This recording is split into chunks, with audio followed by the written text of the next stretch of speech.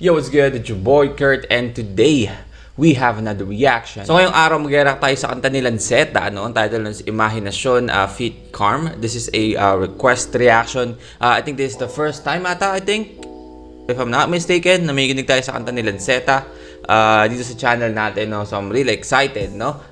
Carm, this is the first time na narinig ko siya. So yeah, again, without no further ado, let's get it.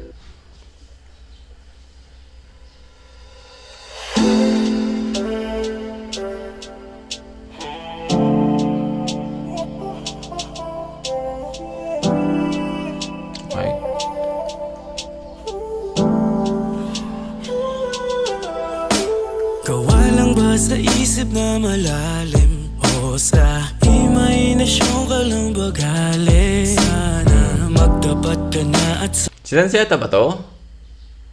Ha? Damn, boy, kumakanta pala siya. Hindi ko alam, boy. Sa flip-top ko lang siya lagi napapakinggan. sa pag-amin ay maging totoo ka sa akin. Hey! Nice! Ang ganda nun, boy! Sabi niya, dala ka lang ba lang ng pag-iisip ko na malalim o imahinasyon, pero sana maging totoo ka sa akin. Di ba? So, pwedeng niya sabihin na, damn boy, pwedeng double ang tandem, pwedeng niya sabihin na, sana maging totoo ka sa akin. Hindi pong huwag kang magsisinungaling, pero baka nga kasi imahinasyon ka sana maging totoo ka sa akin. Tunay ka nga ba talaga? Pagkat wala kang katulad at kagaya sa ganda niya na tulala ka sa pantasya na dala-dalagang may mukhang kaaya-aya siya. Ang tipo na paraisong diwata ka na nandirito sa may kastilyong ikaw ang siyang mayari. Diyos sa aparisyong himalang pangyayari. Iyo na siyang Man, yung choice of words, man, tag-ina. ambisyon, hiraya manawarin na Hey! at mga hiling sa kawalan yan ang dalangin at siya ang bituin ng kalawakan. Dasal sa hangin ng mga hindi mahahawakan, magandang tanawin sa hanggang tingin na lamang at ang malinaw ay katang isip to. O di ka pa rin makabitaw sa panaginip o Diyos ko, baliwalang ikaw. What the fuck, man? I feel like pag si Lanceta, sinulatan ka nung mga year, like let's say 2005, no? Sinulatan ka ng love letter. Man, putang ina, siguro napakalupit sumulat ng love letter na ito ni Lanceta, no? Taida. Araw ay hindi totoo, isang baliw na naligaw sa may sarili kong mundo, kaya tanong ko ay kawalan ba sa isip na malalim o sa imahinasyon ka lang ba galing? Magdapat ka na at sa pag-amin nang maging totoo para sa akin. Kawalan ba sa isip na malalim o sa imahinasyon ka lang ba galing? Sana magdapat ka na at sa pag-amin ay maging totoo ka sa akin. This is a vibe, man.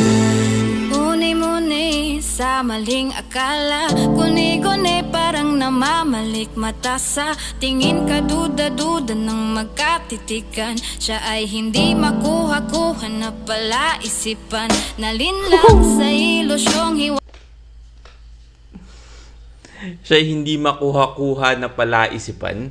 Parang sinasabi na doon na parang hindi kita magets, 'di ba? Parang hindi kita makuha, pero at the same time hindi kita makuha-kuha. Kasi parang kang imahinasyon lang, 'di ba? Parang ganun ka parang hindi ko ma-imagine na totoo ka para makuha ko. Taeda boy, Ganyan na pambihira, hibang sa dilusyong ikaw lang ang nakakakita ng iyong lihim. Naganda itanggi nilaman yan, imposible. Kaya nang pinaniniwala ang kalokohan lang na ang lahat wala rin. At ayoko sanang makawala ka pa sa'kin. Kanyang oo lamang ang kailangan at pag-amin sapagkat katotohanan ang magpapalaya sa'tin. Para malinaw ang katang isip. Tangina. Men, ang hirap kasi explain no? So yung buong verse nila, yung buong kanta nila, naglalaro sa sa parang totoo ba? Totoo ba na magiging tayo? Alam mo yun, yung laging isipan ng mga tao na, for example, kunyari may isa ang gustong babae, o may isa ang gustong lalaki. Tapos parang, ini-imagine mo na lang palagi kung magiging kayo, or kung magiging kayo ba, totoo ba? Totoo bang magiging kayo? Di ba? Yung parang imahinasyon lang kita, parang hirap mong makuha. May nanggaling, boy! Nawang katang isip to, tila kahit makabitaw sa panaginip, o Diyos ko. Hey. Baliwa lang, ikaw nga raw ay hindi totoo. Isang baliw na naligaw sa may sarili kong mundo. Hey. Kaya tanong ko ay, Kawalan ba sa isip na malalim? O sa imahinasyon ka lang gagaling? Sana magtapat ka na at sa pag-amin nang maging totoo para sa'kin. Kawalan ba sa isip na malalim? O sa imahinasyon ka lang gagaling? Ano, sorry sa posing ulit Alam mo, isa sa pinakagusto kong isa sa mga pinakagusto ko sa kantang to is yung the way niya pinapa-imagine sa'yo yung mga salitang or mga linyang sinasabi nila, yung mga dinidescribe nila, no? Dinidescribe nila to na napaka-vivid, no, na makikita mo sa imahinasyon mo. Man, tayo ngayon naisip pa, imahinasyon? Well, takina. I'm so mind blown, no? Takina, ang ganda ng lyrics na yun to. Ang ganda ng pagkakasulat quality na hindi siya yung basta sinulat lang. Woo! Magtapat ka na at sa pag-amin ay maging totoo ka sa akin. Hey! Maski umaming wala, lasag kahit walang patunay, damang-dama. Oh, at the same time, pwede mo siyang sabihin na parang yung pag-ibig yung dalawa is parang hindi totoo.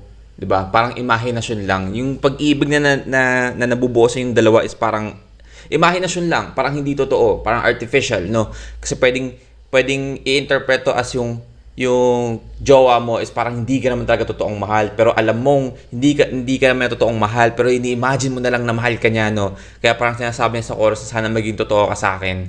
'Di ba? Pero at the same time, double entendre kasi parang imahinasyon ka lang, pwedeng gawin sa parang in the romantic way na parang sa sobrang ganda mo or sa sobrang hindi ako makapaniwala na andyan ka, para kang imahinasyon o para kang pantasya. Tangina, ang lalim, boy, ang lalim. Ang daming layer, ang daming bagay or ang daming tema na pwede mong i-interpret sa kantang to, no? Aming nasa lahat ay nilagyan ng kulay mong sa mga kasinungalingan na tanggap na bigyan ka ng buwan, dalang-dala sa mga kahit umariyan ka ay tanggap, kaya wala namang pakialam pa kung siya ay gawa. Hands up, man! Alright, well, that's Lanceta, Imahinasyon Fit Carm. Man, napakagandang kanta, boy! Again, salamat sa mga nag-request nito, no? Napakagandang kanta. Sobrang salamat, dalagdag to sa playlist ko, no? Panibagong sound trip na naman. And yeah, yun nga nabanggit ko, napakaganda ng pagkakasulat nito, no? Napakadaming layers. Pwede mo siyang interpret sa napakadaming ibig sabihin, no? Depende na sa iyo kung paano mo siya i-interpret, depende na sa mga tao kung paano niya maramdaman or paano niya i-relate sa sarili niya, 'di ba? Kasi may mga taong ganoon na nakikinig sila sa isang kanta, depende sa kung makaka-relate sila, 'di ba? Mga ganoong tao kasi. But yeah, again, napakagandang kanta, no? 100%, men. Salamat sa nag-request again. And if you want me to react to more of Lanceta, just comment down below. Or if you want me to react to favorite artist, sing a rapper song, just comment down below. We're going to react to it. And yep, that's it for me today. See you on my next vid. Stay awesome. Peace.